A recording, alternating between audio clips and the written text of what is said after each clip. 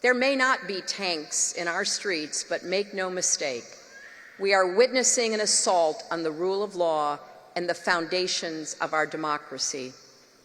Just today, before this graduation ceremony started, we heard from the Special Counsel Robert Mueller, who said there were multiple systemic efforts to interfere in our election, and that allegation deserves the attention of every American. And I am thrilled. I'm thrilled to be. But what we've seen from the administration is the complete refusal to condemn a foreign power who attacked our democracy, or to take even the most basic steps to protect our voting systems for the future, despite the fact that all of the professionals who study this say more attacks are coming. And it's so clear that there is a real challenge to get to the root of that problem. In fact, it seems absolutely clear that we've got to deal with what has been investigated and reported. Madam President, that has a nice ring to it. When I think about the future, I think about what do we do when people in positions of authority are not held accountable, when they defy requests from the Congress, when they spread misinformation online.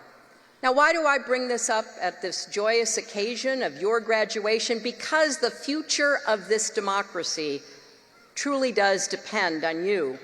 Few of the members of this class, I think honestly we could be here for a couple of, and it can be tempting to read the news and throw your hands up and conclude nothing matters, nothing will change, so why even bother? But it does really, really matter, and this is no time for apathy. Instead, it should be a time for action. It is an honor for me to follow in the footsteps of the illustrious. The question for each of us to answer, especially you graduates, is will the symbol of this troubled age be the cynic's shrug?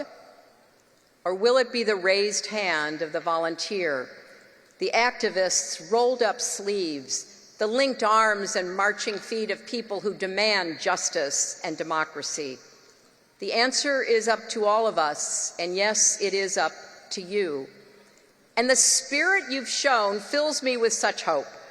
The big-hearted, hard-working, expectations-defying spirit that earned you these diplomas is exactly what this country needs right now. And the enthusiasm and energy of the Parkland students and so many other. First, citizenship is not a spectator sport. You've got to get in the game. And in a time when we are beset by lies and propaganda, it is more important than ever to seek out credible sources of information and to use the critical thinking skills you learned at Hunter to decide what is important and what is true. And it is even more critical to hold leaders accountable, not only the wrongdoers, but the others who fail to act. Most of them know what needs to be done. They just lack the political will to do it. It's infrastructure that will continue driving progress long after the cable